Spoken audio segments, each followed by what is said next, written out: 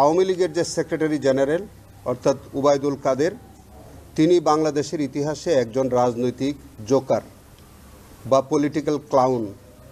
কারণ তিনি তার যে বিভিন্ন সময়ের যে ডায়ালগ, কথাবার্তা, এটা কখনোই কোনো একজন রাজনৈতিক নেতা সুলভ কোনো বক্তব্য নয়, হতে পারে না।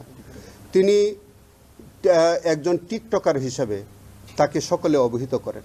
তার বক্তব্যকে টিকটকাররা ব্যবহার করে তারা ফেসবুক নানান রকমের পোস্ট দেয় এবং তার বক্তব্যগুলো এরকম হাস্যকর যে তিনি তার এরকম একটা জোকারকে একটা দলের সাধারণ সম্পাদক করে দলটাকে বিপর্যস্ত করেছেন। এবং শুধু দলকে বিপর্যস্ত না, তার এই দায়িত্ব জ্ঞানহীন বক্তব্য কর্মকাণ্ডের কারণে আজকে সারা বাংলাদেশে 1400 মানুষ শহীদ হয়েছে, 30,000 মানুষের বেশি পঙ্গুত্ব বরণ করেছে, অঙ্গহানি হয়েছে। এবং সেই কারণে এবং এই উবায়দুল কাদেরের যে সহযোগী অন্য যে 6 জন, তারাও কিন্তু এরকমই দায়িত্ব জ্ঞানহীন। তারা রাজনৈতিক নেতা অথবা তাদের রাজনৈতিক নেতৃত্বের ছদ্মাবরণে প্রকৃতপক্ষে তারা ছিল আসলে দুর্বৃত্তপরায়ণ, তারা ছিল দুর্নীতিবাজ, তারা ছিল দুষ্কৃতিকারী। এবং প্রত্যেকে এই 6 জন তারা মানবতা বিরোধী অপরাধ সংগঠন করেছে। তাদের ব্যক্তিগত দায় আছে, তাদের সুপিরিয়র কমান্ড দায় আছে। সেই কারণে দুইটি দায়েরই আমরা সর্বোচ্চ শাস্তি তাদেরকে আমরা চেয়েছি।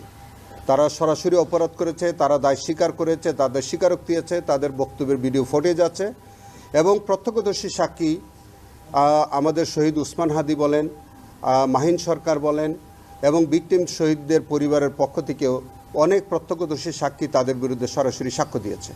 সেই কারণে যেহেতু এই কেসটি প্রসিকিউশন পক্ষ সন্দেহাতীতভাবে প্রমাণ করতে পেরেছে, তাদের দৃষ্টান্তমূলক শাস্তি যদি না হয় তাহলে এইরকম দুর্বৃত্তপরায়ণ রাজনীতিবিদ ভবিষ্যতে আবার জন্ম নেবে। আমরা চাই বাংলাদেশে তাদের মতো এরকম দুষ্কৃতিপরায়ণ রাজনীতিবিদ আর ফিরে না আসে এবং এরকম কোনো ব্যক্তিত্ব যাতে আর বাংলাদেশে কেউ রাজনীতি করতে সাহস না পায়।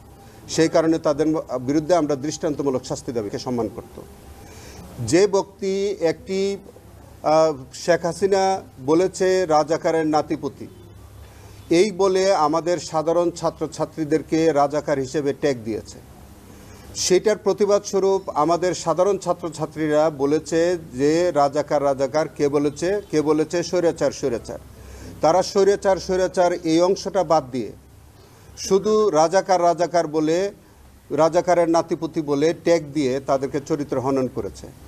যে সাধারণ ছাত্রছাত্রী যারা একটা ন্যায্য আন্দোলনে ন্যায্য দাবি বাস্তবায়ন করতে গিয়ে তাদেরকে উল্টো একটা মিথ্যা এবং একটা রাজাকারের ট্যাগ দিয়ে তাদেরকে চরিত্র হনন করেছে, সারা দুনিয়াতে তাদেরকে হেয় প্রতিপন্ন করেছে। সেই কারণে এবং জাফর ইকবাল সাহেব তিনি বলছেন যে ঘৃণা বিদ্বেষ করে বলছেন যে আমি আর রাজাকারের বিশ্ববিদ্যালয়ে আর কোনোদিন আমি যাব না। এই যে উনি কথাটা বললেন, এটা উনি তার জ্ঞানপাপী হিসাবে জ্ঞানপাপীর মতো একটা বক্তব্য ছিল। কারণ তিনি বুঝতে পেরেছিলেন যে এখানে কিন্তু তারা রাজাকার এর নাতিপুতি না, তারা ছিল সাধারণ ছাত্রছাত্রী। তারা প্রতিবাদ স্বরূপ এই কথাটা বলেছে যে রাজাকার কে বলেছে স্বৈরাচার এই অংশটা বাদ দিয়ে জাফর ইকবাল সাহেব শুধুমাত্র রাজাকার এই অংশটাকে জাতির সামনে তুলে ধরে তিনি আর ঢাকা বিশ্ববিদ্যালয়ে যাবেন না বলে যে প্রতিজ্ঞা করেছিলেন, সেই কারণে আমরা বলেছি তার মতো জ্ঞানপাপী মানে এই জাতীয় জ্ঞানপাপীদের দৃষ্টান্তমূলক সাজা হওয়া উচিত এবং এইগুলো আমাদের শিক্ষক নামের কলঙ্ক। আজকে যে 1400 মানুষ শহীদ হলো, এই শহীদ এদের তো এই দুনিয়াতে বাঁচার অধিকার ছিল, তারা তো এই দেশে তাদের সংসার করার অধিকার ছিল, তাদের পিতামাতার ভরণ পোষণের অধিকার ছিল।